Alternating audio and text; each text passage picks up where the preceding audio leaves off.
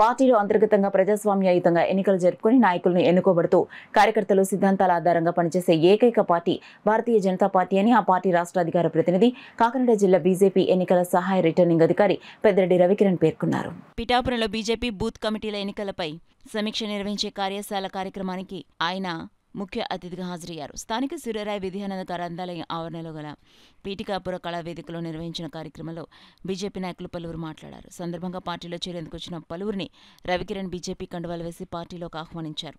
ఈ సందర్భంగా పెద్దిరెడ్డి రవికిరణ్ పార్టీ పట్టణ ఎన్నికల రిటర్నింగ్ అధికారి రవణం సుబ్రహ్మణ్యం మీడియాతో మాట్లాడారు. కార్యక్రమంలో బీజేపీ కాకినాడ జిల్లా ప్రధాన కార్యదర్శులు గండి కొండలరావు, దాట్ల సూర్యనారాయణరాజు, పార్టీ పట్టణ అధ్యక్షుడు పసుపులెట్టి సత్యబాబు, వాసంశెట్టి శ్రీనివాస్, పార్టీ సీనియర్ నాయకులు తోట ఏడుకొండలు, బుర్రి మురళీధర్రావు, ఓలటి వెంకటేశ్వరరావు, అడబాల వీరమోహన్ రావు, గరగా వీరబాబు, వంగూరు పవన్, ఎడ్ల ప్రభాకర్ తదితరులు పాల్గొన్నారు. ఈ జిల్లాలో మొట్టమొదటిగా జరుగుతున్నటువంటి మండల కార్యశాల పిఠాపురం టౌన్లో జరుగుతుంది. ఈ సందర్భంగా అందరికీ అభినందనలు, శుభాకాంక్షలు.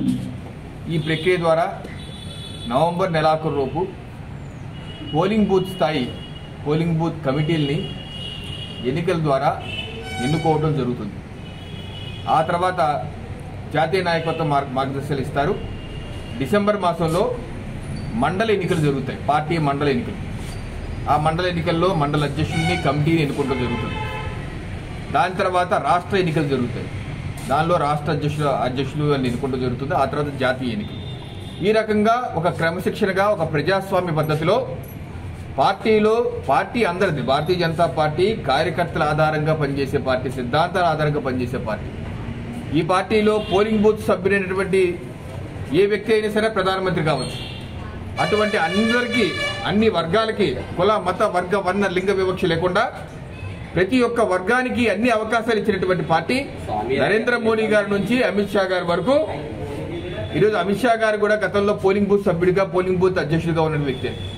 అలాగే నరేంద్ర మోడీ గారు కూడా అంతే.